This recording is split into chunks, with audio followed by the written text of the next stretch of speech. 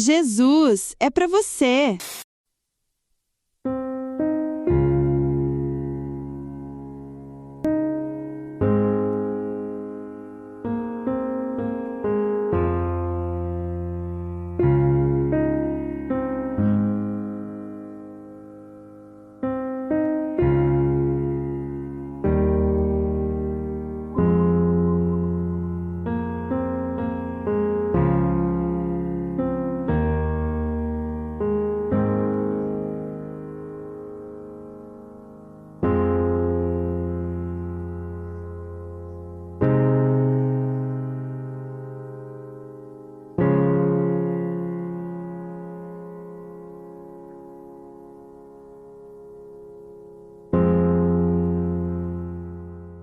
É um grande privilégio para mim estar aqui nessa tarde com vocês.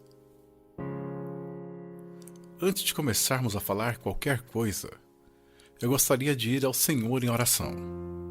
E eu vou pedir que você ore. Tem tanta coisa acontecendo aqui nessa tarde, tanta coisa que você não entende. Mas eu lhes direi de onde eu estou vindo. Eu pregarei como um moribundo para homens moribundos, e mulheres e jovens. E eu vou pregar como se eu nunca mais fosse pregar novamente. Eu lhes direi coisas que vocês vão entender errado.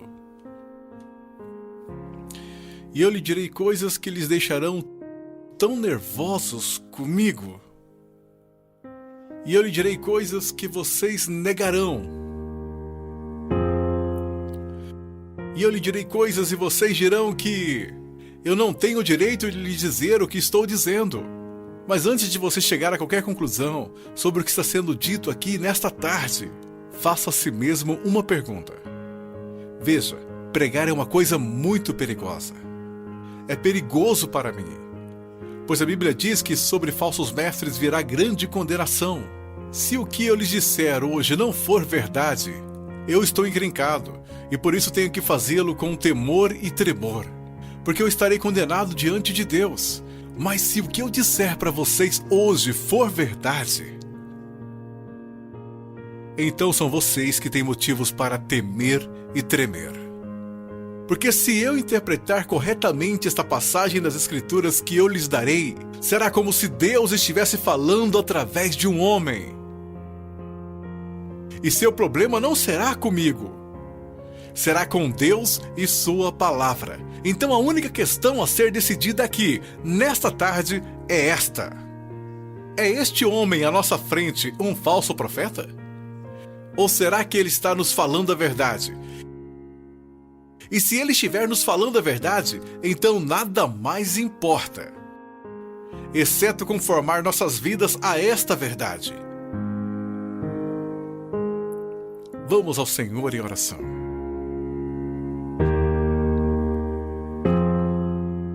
Pai,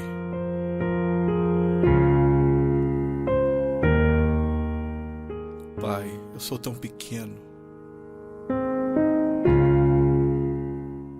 e tão desprezível de tantas maneiras. Tu sabes, Senhor, tu sabes. Ó Senhor amado, será que falso fogo continuará sendo a única coisa depositada em seu altar? Ou poderia fogo descer do céu? No meio de tanto barulho e clamores e programações, poderia fogo descer do céu? Podem esses ossos secos voltar a viver? Tu sabes, Senhor. E em tua soberania eu oro e imploro ante ao trono de Deus, que sejas gracioso para conosco, que o Senhor abra corações e mentes. Senhor, não podemos contar com que eles nos abram, eles nunca o farão. Abra seus corações e mentes e faça com que eles vejam a verdade bíblica. Sopre sobre eles, conceda arrependimento, conceda fé. Traga-os ao teu reino, Senhor, para a sua glória, pelo seu grande nome, realize estas coisas. Senhor, como o irmão falava, que seja, Senhor, de tal forma que nenhum homem obtenha crédito, que nenhum homem ponha a mão na arca do Senhor e se pôr que caia morto, Senhor. Ó Deus, faça-se presente entre nós, por favor, pois não temos outra esperança. Não temos nenhuma outra esperança. Essas crianças não têm outra esperança, a não ser que o Senhor haja. Amém. Amém. Eu estarei ensinando em Mateus capítulo 7. Se vocês têm suas Bíblias, sigam-me.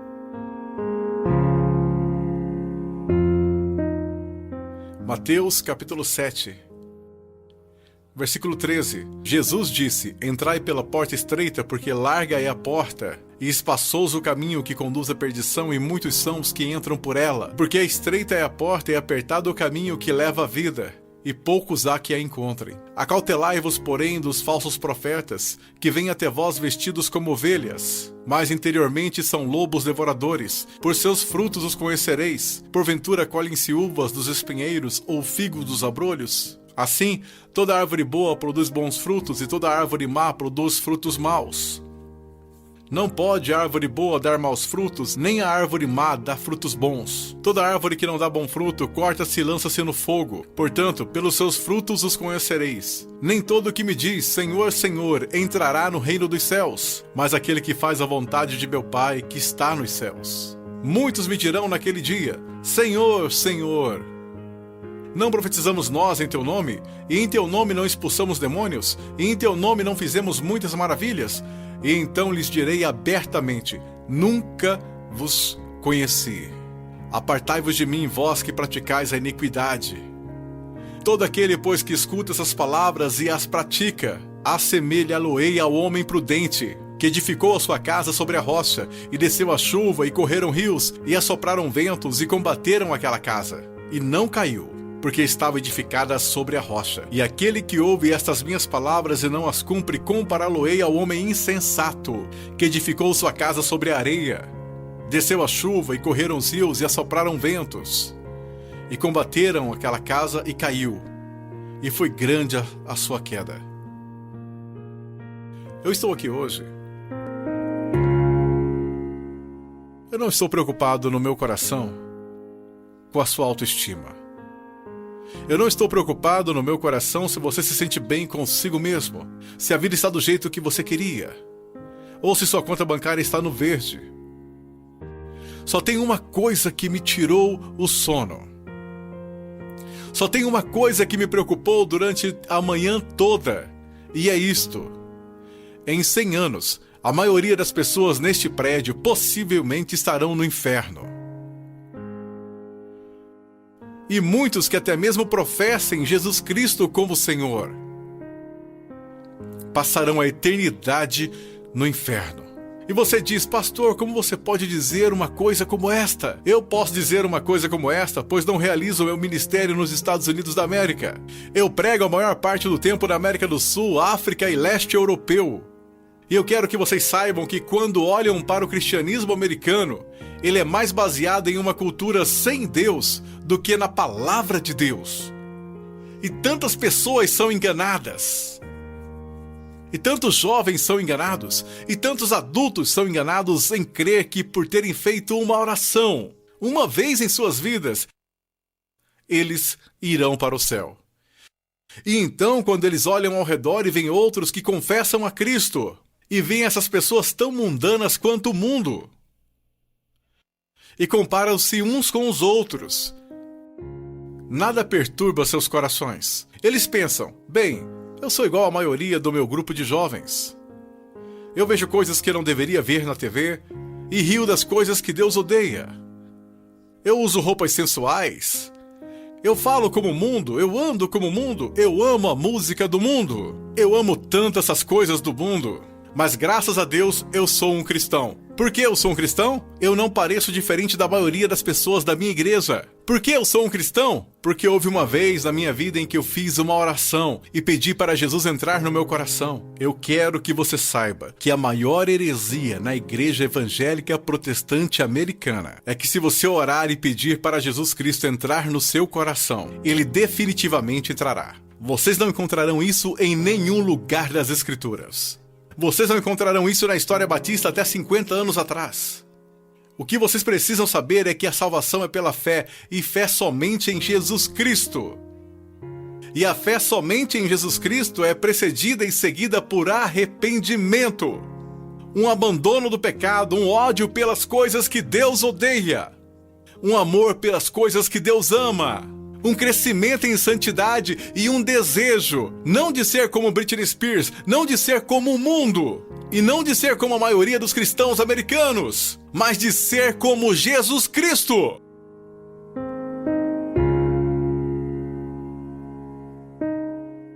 Eu não sei por que vocês estão aplaudindo, eu estou falando de você. Eu não vim aqui para ouvir améns, eu não vim aqui para receber aplausos. Eu estou falando de você. Muitas vezes as pessoas vêm a mim e dizem: eu adoraria segui-lo até a Romênia, eu adoraria segui-lo até a Ucrânia, eu adoraria pregar onde você prega e onde plantou igrejas no Peru, na floresta. E eu digo: não, você não iria. E elas dizem: sim, eu iria. Por quê? Porque você seria expulso da igreja de lá. O que precisamos ver? Eu não estou querendo ser duro apenas para ser duro. Vocês têm noção de quanto amor é necessário para ficar na frente de 5.000 pessoas e dizer que o cristianismo americano é quase completamente errado? Vocês sabem o que vai me custar nunca mais ser chamado para algo assim? Ser impopular? Você sabe por que você faz isso? Você não faz porque você vai ser bem pago. Você não faz porque os homens te amam. Você faz isso porque você ama os homens e, acima de tudo, você quer honrar a Deus. Eu quero lhe dizer uma coisa. Nós vamos olhar para as Escrituras e eu quero que você olhe para ela, como ela realmente é. Pare de se comparar com os outros, que se comparam com outros que dizem que são cristãos. Compare a si mesmo com as Escrituras. Quando alguém, um jovem, vem a um pastor ou um pastor de jovens e diz: eu não tenho certeza se sou salvo, o pastor de jovens geralmente vai lançar um clichê. Alguma vez na sua vida você orou e pediu para Jesus entrar em seu coração? Bom, sim. Você foi sincero? Bem, eu não sei, mas acho que sim. Você precisa dizer para Satanás parar de te incomodar. Você escreveu no verso da sua Bíblia: assim como o evangelista te ensinou quando você foi salvo. Que superstições têm invadido nossa denominação? Você sabe o que a Bíblia fala para os cristãos fazerem?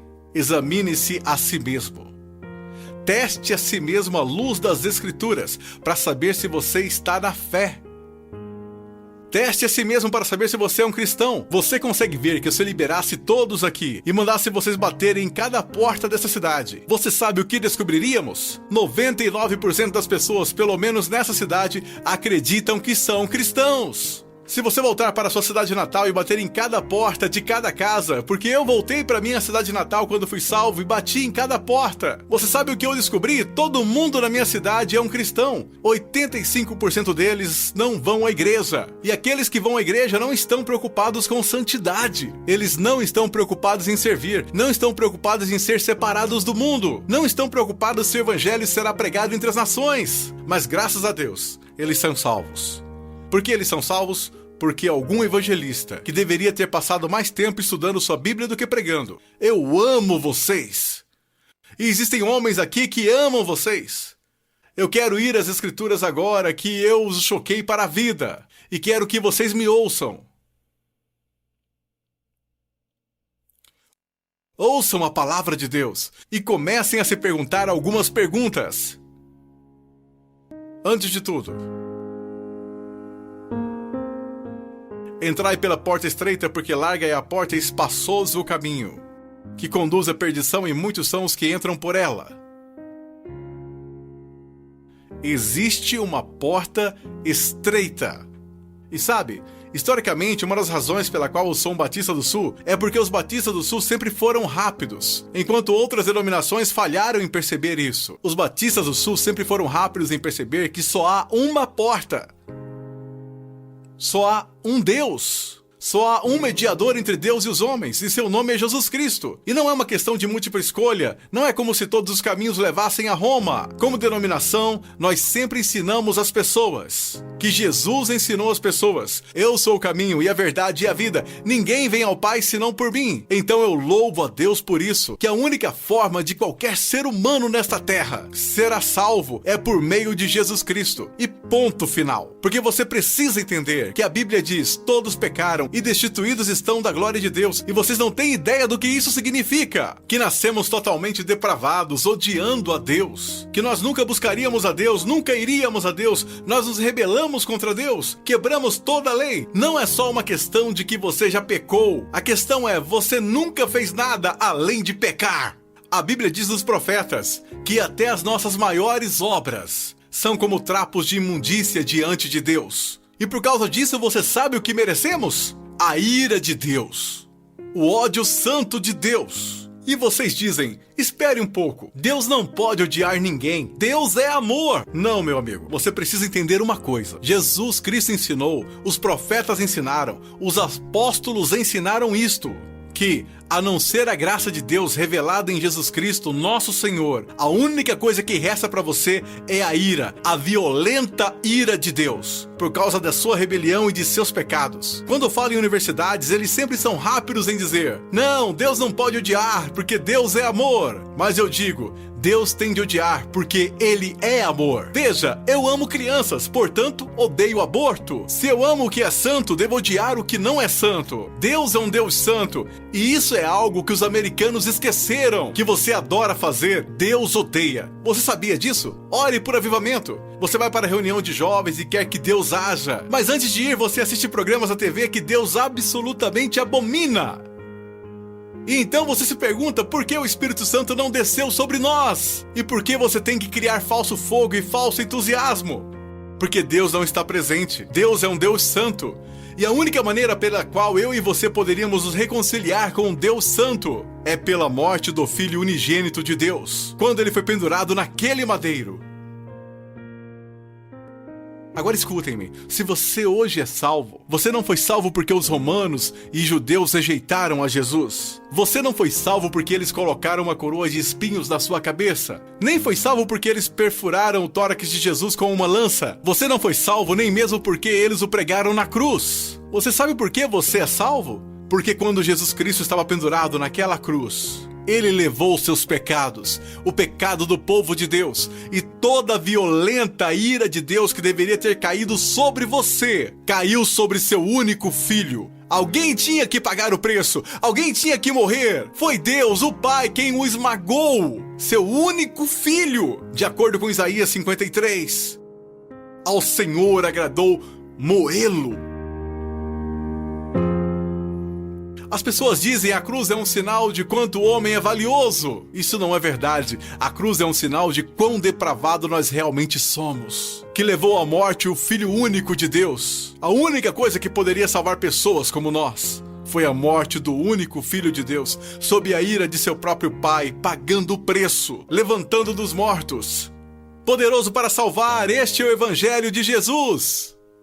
Agora, o que você é chamado para fazer? Você diz: entrar pela porta estreita. Como você faz isso? Jesus disse: o tempo é chegado, o reino de Deus se aproxima.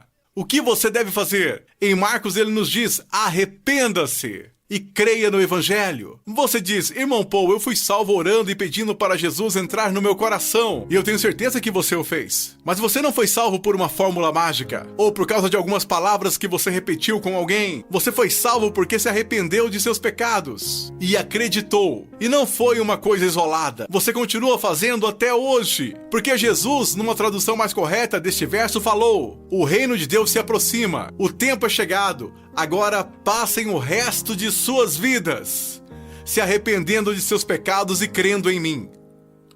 Conversão não é como uma vacina. Ah, eu fiz isso, eu me arrependi, eu criei. A questão é, meu amigo, você continua se arrependendo dos seus pecados?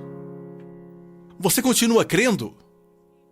Porque aquele que começou a boa obra em vocês também a terminará. Ele terminará.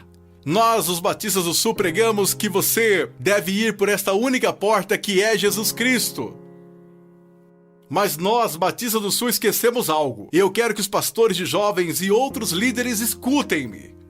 Pais, nós esquecemos um ensinamento muito importante do Evangelho.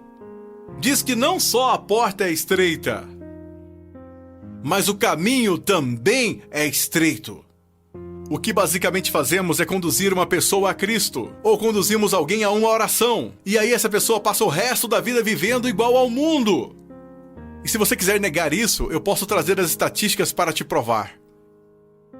Várias pesquisas, censos, qualquer tipo de pesquisa que você pensar, quando elas questionam a moralidade da igreja nos Estados Unidos, em comparação com a moralidade daqueles que se consideram perdidos, as pesquisas não acham diferenças. Veja, estes são apenas dados, não tem nada a ver com a interpretação bíblica, são estatísticas. Livros e mais livros têm sido escritos incessantemente por teólogos, filósofos, sociólogos e afins. O que está acontecendo na igreja? Descobrimos que o aborto na igreja é tão prevalente quanto no mundo. O divórcio é tão prevalente, a imoralidade. Vocês sabem, assim como eu, que há jovens aqui neste momento que estão praticando imoralidade e ainda assim adorando a Deus como se nada estivesse acontecendo. Vocês sabem que há jovens aqui que estão usando drogas e indo para a reunião de jovens da igreja. Vocês sabem, vendo e fazendo coisas que não são apropriadas para cristãos. E ainda assim eles vão para a reunião de jovens, convencidos de que estão satisfeitos, convencidos de que estão salvos. E ninguém está falando nada a não ser isto. Eles são cristãos carnais. Eles são cristãos de verdade. Só são carnais. Esta é uma doutrina que começou num seminário batista que não era um seminário dos batistas do Sul, muitas décadas atrás. Essa doutrina não é bíblica e não é histórica. Meu caro amigo, ser cristão carnal não existe. Você diz, espere um pouco, irmão Paulo, 1 Coríntios capítulo 3. Não sois porventura carnais? Paulo disse isso. Não. Isso foi o que Paulo disse. Você precisa ler o livro todo para saber o que ele queria dizer. Um dos nossos problemas, juventude, escutem-me, a maior parte do nosso cristianismo é baseado em clichês que lemos nas camisetas cristãs. A maior parte do nosso cristianismo vem de músicos e não da Bíblia. A maior parte das coisas que a gente acredita ser verdade é ditado pela nossa cultura e não pela Bíblia. A Bíblia não ensina que uma pessoa pode ser um cristão genuíno e viver em constante carnalidade, perversidade e pecaminosidade todos os dias de sua vida. Mas a Bíblia ensina que o cristão genuíno recebeu uma nova natureza. O cristão verdadeiro tem um pai que o ama, que o disciplina, cuida dele e que se importa com ele. Meu coração está quebrantado porque vocês sabem tanto quanto eu, jovens. Não sejamos hipócritas, não vamos esconder a verdade. Há muita gente assim, você os conhece, você pode ser um deles. Ou ao menos sabe que tem um no seu grupo de jovens. Eles vão às reuniões, eles fazem todas as coisas, mas em seus corações eles são tão depravados quanto se pode ser. Não há diferença, não há luz. Tudo o que o mundo faz, eles também fazem, e está tudo bem assim. Meu amigo, isso não é cristianismo. Eles não estão correndo o perigo de perder o galardão. Eles estão correndo o perigo de ir para o inferno. Eles não conhecem a Deus. O que nós ensinamos? Quando foi a última vez que você ouviu alguém falar que não existe apenas a porta estreita, mas também um caminho estreito? Jesus indica que um dos principais sinais para saber se você é um cristão de verdade é se você anda no caminho estreito. Você sabe qual é o sinal para saber se você é um cristão na América? Você fez uma oração uma vez. Não é incrível? O que você se pergunta quando duvida da sua salvação?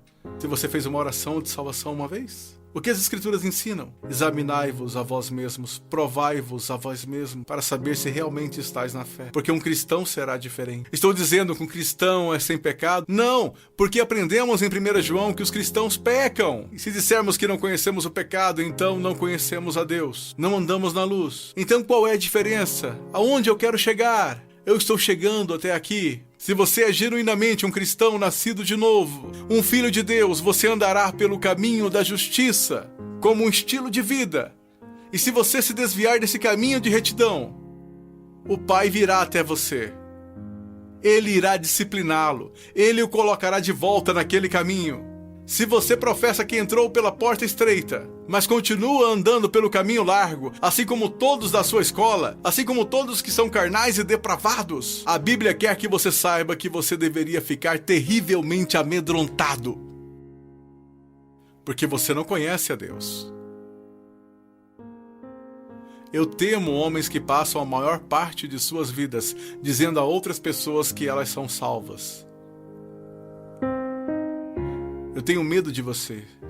Se você já fez isso, você não diz às pessoas que elas são salvas, você as diz como serem salvas. Deus as diz se elas são salvas. O que nós esquecemos de acreditar é que a salvação é uma obra sobrenatural de Deus.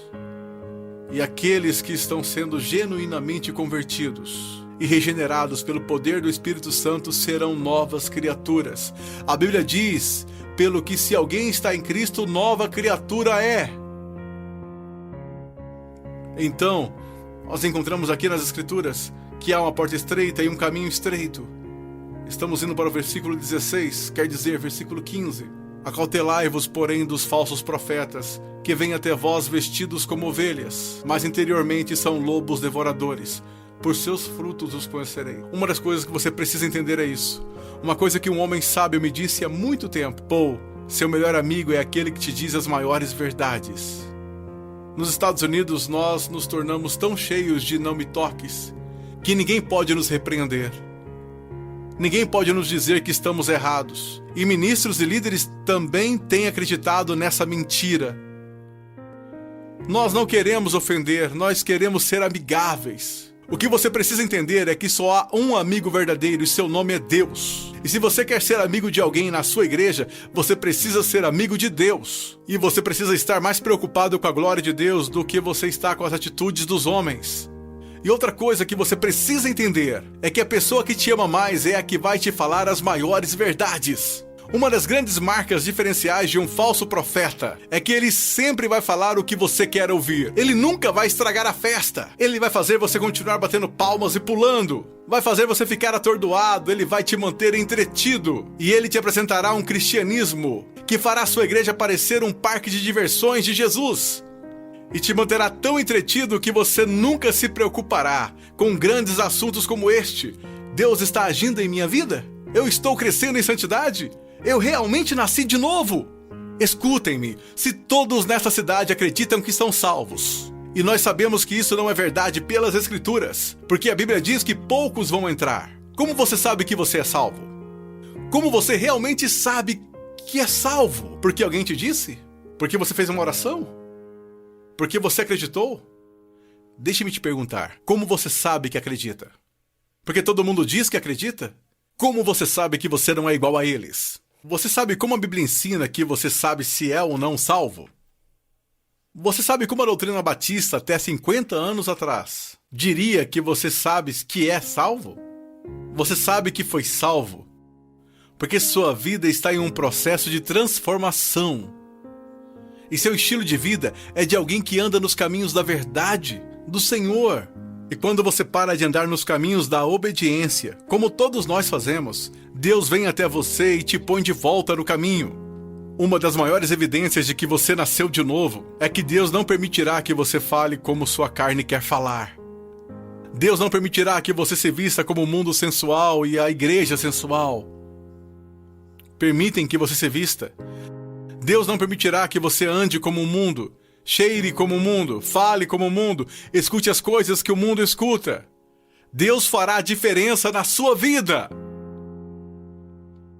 Diz aqui, ao continuarmos, versículo 17, então todos, quer dizer, vamos ao versículo 16, você os conhecerá pelos seus frutos. Como você reconhece um falso profeta? É uma aplicação mais ampla aqui nas Escrituras. E como você sabe que alguém é um cristão genuíno? Pelos seus frutos. Pelos seus frutos, meu amigo. Veja a sua vida. Veja o jeito que você anda. Veja o jeito que você fala. Olhe para as paixões do seu coração. Por acaso Jesus está aí, em algum lugar? Ou ele é só um acessório que você acrescenta em sua vida? Ou é só uma coisa que você faz nas quartas e domingos? Ele é só alguém que você aceita apenas intelectualmente, mas não de coração? Ele é um acessório ou ele é o centro da sua vida? E qual é o fruto que você está produzindo? Você parece com o mundo?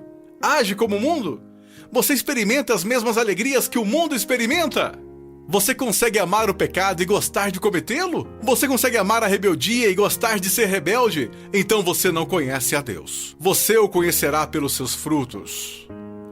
Deus tem o poder para mudá-los. Imaginemos por um momento Jesus ensinando essa passagem e você está lá ouvindo e ele olha para você e diz: espinhos, espinhos, espinhos. Você acha espinhos em figueira? E você diz: é claro que não, Jesus. Você não é um agricultor, você não é um fazendeiro, você é um carpinteiro, mas todo mundo sabe, Jesus, você não encontra espinhos numa figueira. Então deixe-me fazer outra pergunta. Você encontra bons frutos em espinheiros? É claro que não, Jesus, isso é loucura. Quer dizer, você nunca vai achar espinhos numa figueira. E também nunca encontrará figos no espinheiro. Jesus, se me dissesse que isso é possível, pode tomar nota. Ou essa pessoa é louca ou é mentirosa. Então Jesus lhes responde: muito bem. Aqueles que se dizem meus discípulos, mas dão maus frutos, não seria o mesmo que dizer que ou eles estão mentindo, ou que estão loucos em fazer tal afirmação? Deixe-me levar essa ideia mais à frente. Vamos imaginar que eu apareça atrasado e entre correndo aqui na plataforma. E todos os outros líderes estão zangados comigo e dizem: irmão Paul, você não considerou que lhe foi dada a oportunidade de falar aqui? E você aparece atrasado e eu digo: irmãos, vocês têm de me perdoar. Por quê? Eu estava a caminho na rodovia e meu pneu furou. E eu estava trocando o pneu e enquanto isso, a porca da roda saiu. E eu não estava prestando atenção, então eu corri para pegar a porca da roda. Assim que eu a peguei no meio da rodovia, eu levantei, tinha um caminhão de carga de 30 toneladas vindo a uns 200 km por hora, uns 10 metros à minha frente. E aí ele me atropelou e é por isso que eu estou atrasado. Só existiriam duas explicações lógicas. Mas só existiriam duas conclusões lógicas. 1. Eu sou um mentiroso. 2. Eu sou um maluco. Você diria: irmão Paul, é absolutamente absurdo. É impossível ter um encontro com algo tão grande como um caminhão de carga e não mudar de estado. E essa é a minha questão para você. O que é maior, um caminhão de carga ou Deus? Como é que tantas pessoas hoje professam ter tido um encontro com Jesus Cristo e ainda assim não são permanentemente transformados? Deixe-me dar-lhes algumas coisas para pensar. Vocês sabem que eu estou lhes dizendo a verdade. Quantas vezes você vai e rededica a sua vida de novo, e de novo, e de novo?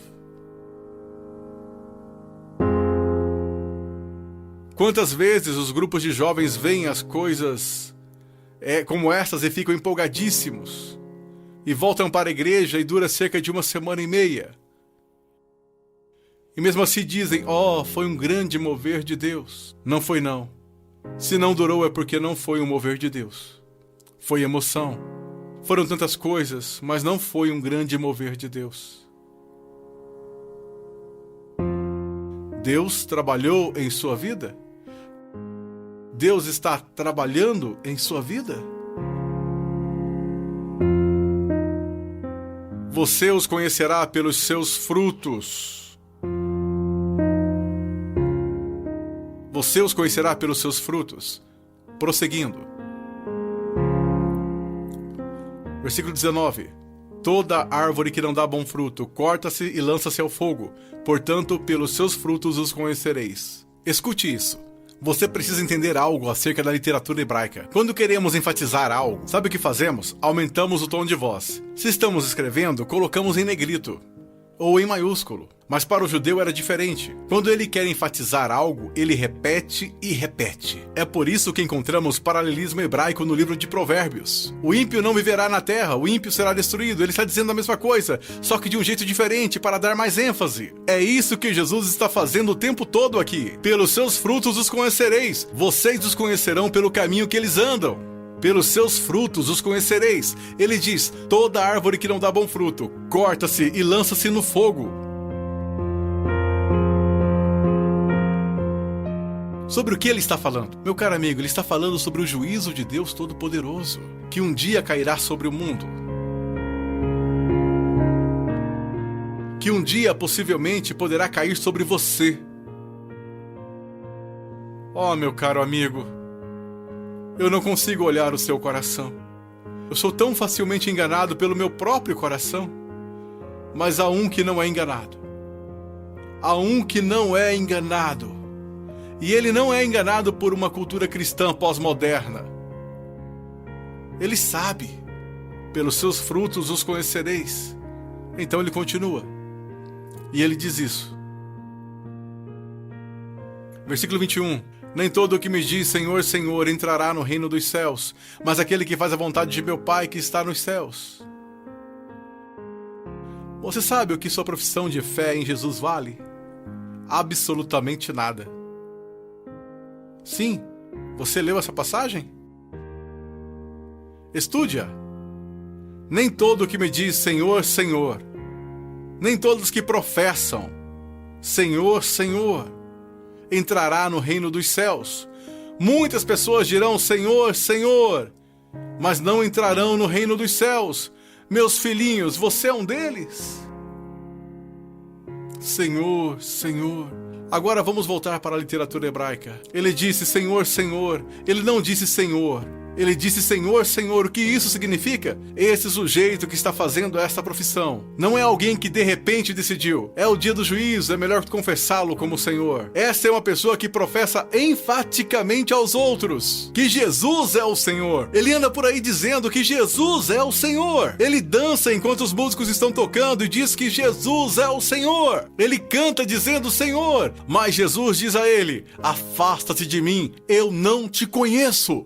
Billy Graham é uma das pessoas mais amáveis e bondosas, e ainda assim, ele disse que a maioria das pessoas das igrejas confessionais estão perdidas. Ele disse que ficaria feliz se ao menos 5% das pessoas que fizeram uma profissão de fé em suas cruzadas evangelísticas fossem de fato salvas. Quando estou na Nigéria, eu estive lá no ano passado visitando a mãe cujo filho estava em nossa igreja e que foi assassinado por muçulmanos. No norte da Nigéria, se alguém confessa a Jesus Cristo, você meio que já sabe que é verdadeiro. Por quê? Porque eles podem morrer por causa dessa confissão. Mas na América? Considere os custos. Pense, examine a sua vida à luz das Escrituras. Você conhece o Senhor? Você conhece o Senhor?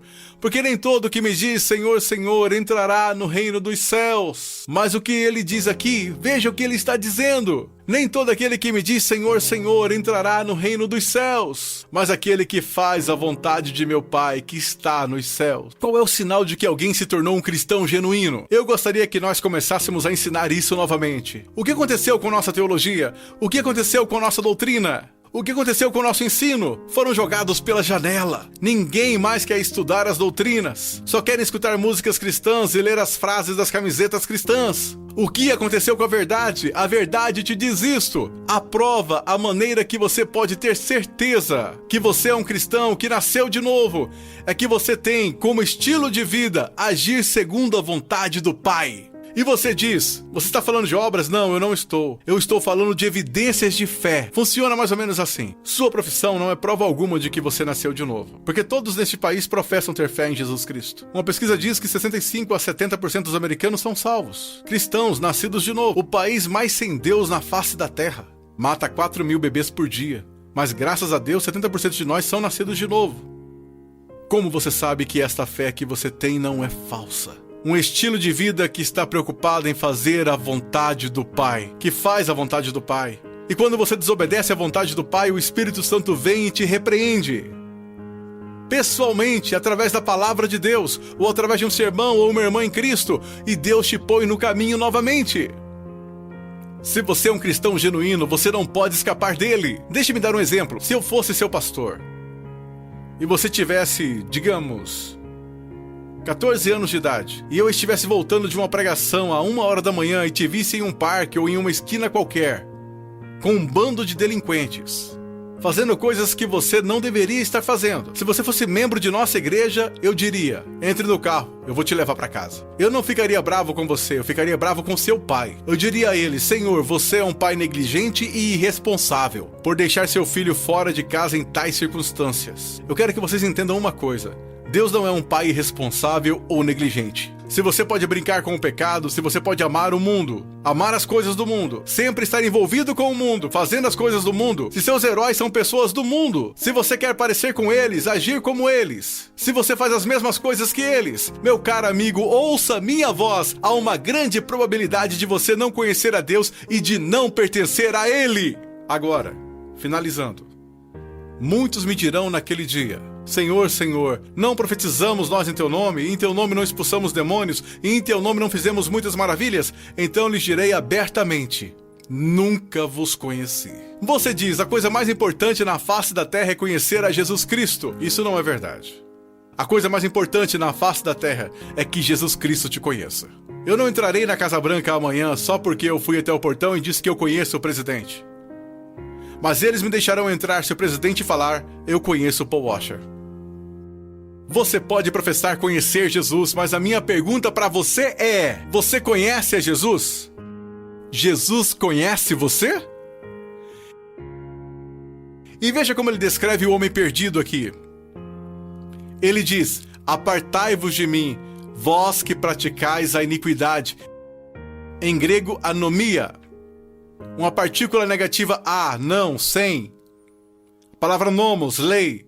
Não lei, sem lei. E é isso que significa. Deixe-me dar-lhe uma tradução mais precisa. Apartai-vos de mim, ouçam-me. Se eu pudesse sair daqui e te abraçar falando isso, eu faria. Ouçam-me. Ele diz, apartai-vos de mim, vocês que dizem ser meus discípulos, que me confessam como Senhor, porém vivem como se eu nunca tivesse lhes dado uma lei para obedecerem.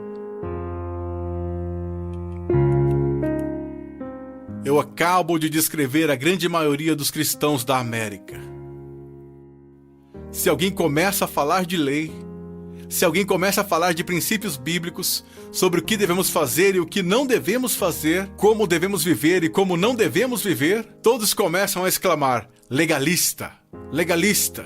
Mas Jesus disse, apartai-vos de mim, vocês que viveram, me chamaram de Senhor, contudo viveram como se eu nunca tivesse lhes dado uma lei para seguirem. Na cristandade americana disse, passe pela porta, louve a Deus, viva como o resto do mundo. Tudo bem, você só é um cristão carnal e talvez você volte um dia. Você sabe o que acontece por causa de nosso péssimo evangelismo? Nós temos zilhões de crianças salvas, entre aspas, nas EBFs. E quando fazem 15 anos, eles entram no mundo. E a maioria deles vivem como demônios. E quando estão por volta de 30 anos, eles voltam e rededicam as suas vidas. Talvez eles tenham acabado de ser salvos. Porque, amigos, é mais do que você contar a alguém que você foi salvo. Porque sabe que Jesus é Senhor. Satanás sabe que Jesus é Senhor. Sua vida está em processo de mudança.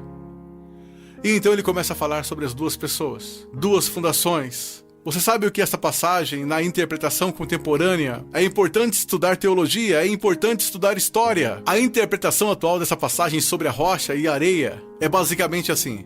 Se você é cristão, você precisa construir sua vida sobre a rocha. Porque se você construir a sua vida sobre a areia, você será um cristão infeliz e sua vida não dará certo. Isto não é o que Jesus está ensinando. E a história me apoia nisso. Quase nunca foi interpretada dessa forma. Você sabe qual é a interpretação? É assim. Existem dois caminhos. Há o caminho estreito e o caminho largo. Em qual você está? Há dois tipos de árvores. Tem a árvore que dá bons frutos e que vai para o céu, e tem a árvore má. E Você sabe que é má porque dá maus frutos e vai para o inferno. Será cortada e lançada para o inferno. E há aqueles que professam Jesus como Senhor e fazem a vontade do Pai que está no céu. E há aqueles que professam Jesus como Senhor e que não fazem a vontade do Pai que está no céu. E eles irão para o inferno. Não por falta de obras, mas por causa de uma falta de fé demonstrada pelo fato de que eles não tinham obras. E ele continua: não são dois cristãos construindo suas casas em duas fundações diferentes. Esses novamente são um homem salvo e um homem perdido. Um homem perdido ouve a palavra de Deus ser pregada, mas não prepara a fundação. Você não consegue ver na vida dele como a palavra de Deus está formando e construindo e sustentando sua vida. Sua vida não está. Quantas pessoas da Convenção dos Batistas do Sul, apesar dos nossos números, apesar de tudo que dizemos, se nós simplesmente comparássemos as pessoas a esta passagem e disséssemos: você está construindo o seu casamento de acordo com a palavra de Deus? Você está educando seus filhos de acordo com a palavra de Deus? Você está administrando suas finanças de acordo com a palavra de Deus? Você tem vivido separando-se das coisas deste mundo de acordo com a palavra de Deus? Quantos estariam aptos a responder positivamente? Não, nada disso. Eu professo Jesus, Ele é meu Salvador. Meu professor de escola dominical me falou. Eu sei, assim como Leonard Ravenhill, um conhecido meu, que antes de falecer costumava dizer: eu preguei uma vez só em várias igrejas batistas. Eu prego em muitos lugares como esse somente uma vez. Eu poderia vir aqui hoje com um vocabulário que impressionaria vocês e pregar para vocês sobre coisas que fariam vocês saírem flutuando deste salão. Eu poderia contar-lhes histórias que fariam vocês rirem e histórias sobre cachorros e vovós que fariam vocês chorarem. Mas eu os amo demais para fazer isso. Eu sei, porque a palavra de Deus é verdade, que existem pessoas que acreditam ser salvas, mas não são. Não são. Eu sei que há alguns de vocês que olham ao redor e pensam: bem, eu sou salvo, quer dizer, eu pareço com todo mundo do meu grupo de jovem. O que faz você pensar que o seu grupo é salvo? Bem, eu sou como meus pais, ou eu sou como os adultos da minha igreja, ou os diáconos, ou o pastor, de que se importa? Você não será julgado por eles no dia da vinda de Cristo. Minha pergunta para você, querido, minha pergunta para você, meu filhinho. Quero dizer, vocês poderiam ser meus filhos. Eu oro para que um dia, quando meu filho crescer, que haja um pregador que fique diante dele e diga: basta, vamos nos focar no que a palavra de Deus diz. Como a sua vida se apresentará diante do fogo ardente, que é a santidade de Deus no dia final. Amada, preciosa menina, amado, precioso jovem, no dia final a sua confissão permanecerá verdadeira. Você é salvo. Eu não estou falando de bem, eu acho que sou salvo. Sabe, há um caminho que ao homem parece direito, mas o fim dele são caminhos de morte. Bem, eu sinto do fundo do meu coração que sou salvo. Então deixe-me fazer outra pergunta. Você alguma vez já leu que enganoso é o coração, quem o conhecerá? Você não deveria ir ao testemunho das Escrituras? Bem, eu sei que sou salvo, pois minha mãe, meu pai, meu pastor, todos me disseram que sou salvo. Então eu te digo isto: o que a palavra de Deus te diz. Nós falamos tanto sobre ser cristãos radicais. Cristãos radicais não são pessoas que pulam em shows. Cristãos radicais não são pessoas que usam camisas gospel. Cristãos radicais são aqueles que carregam os frutos do Espírito Santo. Cristãos radicais são aqueles que respeitam e honram seus pais, mesmo quando sentem que seus pais estão errados. Cristãos radicais são aqueles que não... Agora escutem, isto vai deixá-los irados. E eu estou falando com garotos e garotas. Cristãos radicais são aqueles que não se vestem sensualmente para mostrar seus corpos. Se sua vestimenta é um chamariz apenas para o seu rosto, Deus se agrada da sua vestimenta. Se sua vestimenta é um chamariz para o seu corpo, isso é sensual e Deus odeia o que você está fazendo. Todo mundo gosta de falar sobre um profeta, mas ninguém quer escutá-lo. Eu estou falando sobre cristianismo. Eu passei a minha vida em selvas, eu passei minha vida congelando nos Andes. Eu vi pessoas morrerem. Um garotinho, Andrew Miman, Os muçulmanos atiraram 5 vezes no seu estômago e o deixaram para morrer na calçada simplesmente porque ele exclamava: eu estou com tanto medo, mas eu não posso negar a Jesus Cristo. Por favor, não me matem, mas eu não o negarei. E ele morreu numa poça de sangue. E vocês falam sobre ser cristãos radicais? Porque vocês usam camisa gospel e vão a um congresso? Eu estou falando sobre santidade.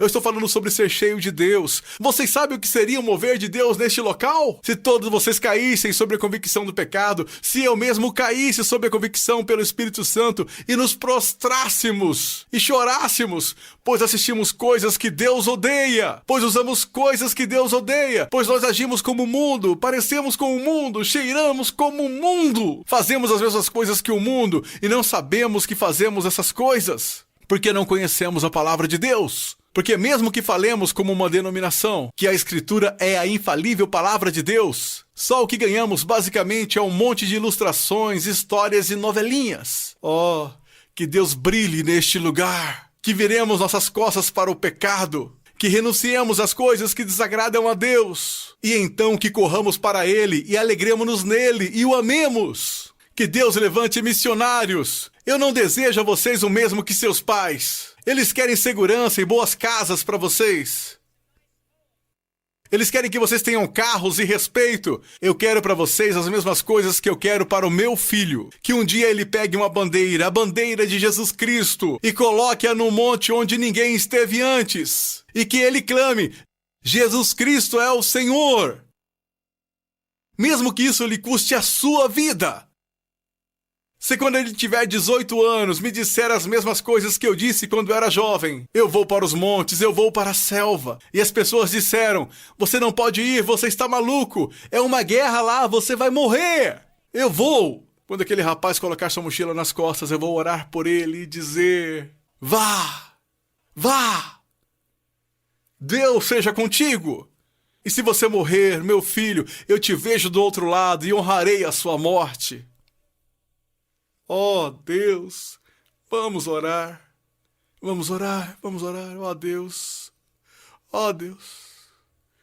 Eu não me importo com reputação, eu não me importo com o que os homens pensam. Eu quero que o Senhor seja honrado, eu quero que esses jovens sejam salvos. Eu quero que os salvos parem de olhar para um cristianismo cultural, que o Senhor odeia e que cuspirá para fora da sua boca, e que eles olhem para a sua palavra e digam: eu seguirei a Jesus. Deus, eu oro pelos ministérios de jovens e pastores e oro para que o Senhor os encha com o espírito de sabedoria e amor e coragem e discernimento. E querido Deus, custe o que custar, eu oro para que o Senhor levante missionários.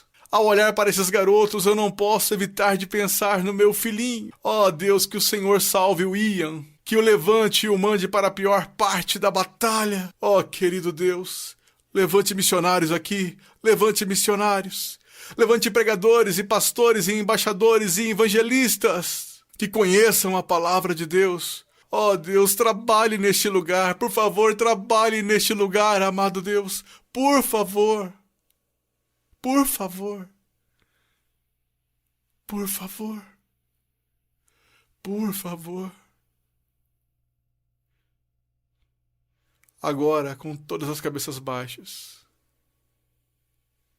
há alguém aqui hoje à noite que gostaria de dizer: irmão Paul, eu tenho vivido uma mentira. Eu digo que sou cristão, mas eu amo o mundo, eu pareço com o mundo. Eu cheiro como o mundo e eu me odeio por conta disso. Irmão Paul, eu estou tão cansado desse cristianismo que eu tenho vivido. Eu estou cansado disso. Eu estou cansado disso. Eu quero ser salvo. Eu quero ser salvo. Eu só quero que levantem. Irmão Paul, eu quero ser salvo. Amém. Alguém mais? Eu quero ser salvo. Amém. Amém. Em momentos teremos um apelo e vocês que levantaram as mãos, eu vou descer aqui e quero que vocês se encontrem comigo. Eu quero falar com vocês. Agora, vocês podem se sentar. Obrigado. Agora eu quero conversar com vocês que professam ser cristãos.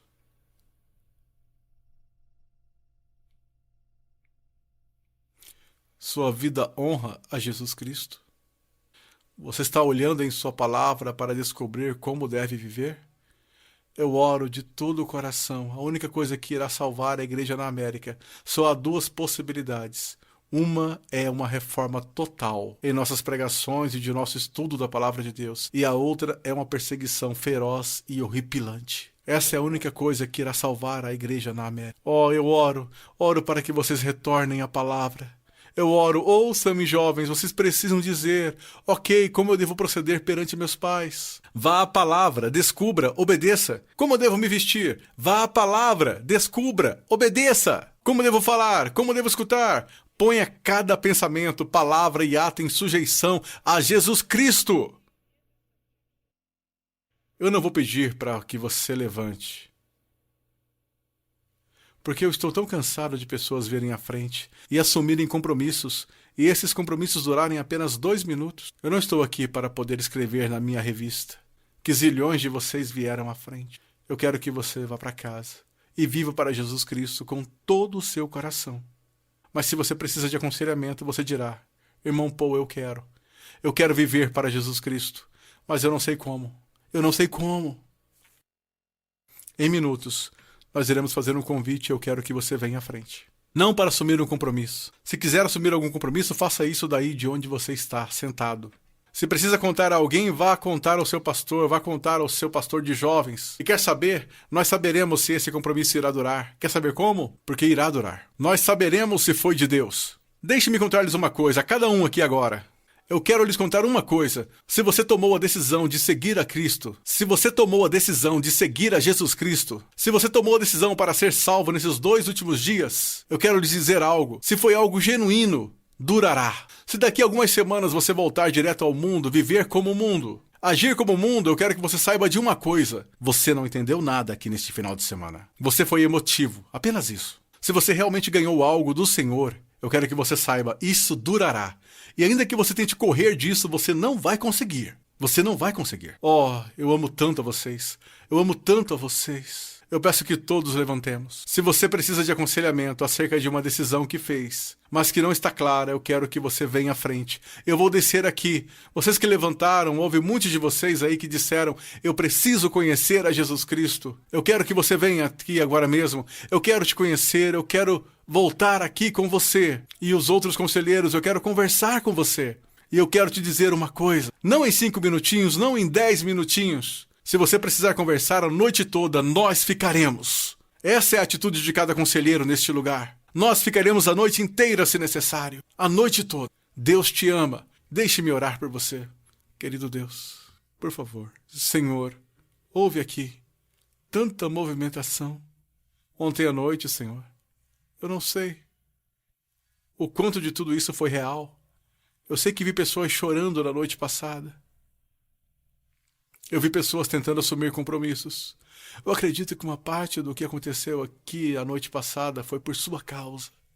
Hoje de manhã eu vi um jovem pregar, Pai, dar seu testemunho e eu vi um trabalho genuíno do Espírito Santo.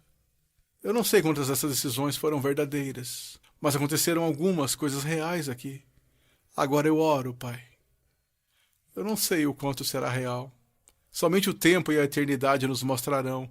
Mas, ó, querido Deus, por favor, trabalhe. Em nome de Jesus. Amém. Amém. Louvado seja o nome do Senhor.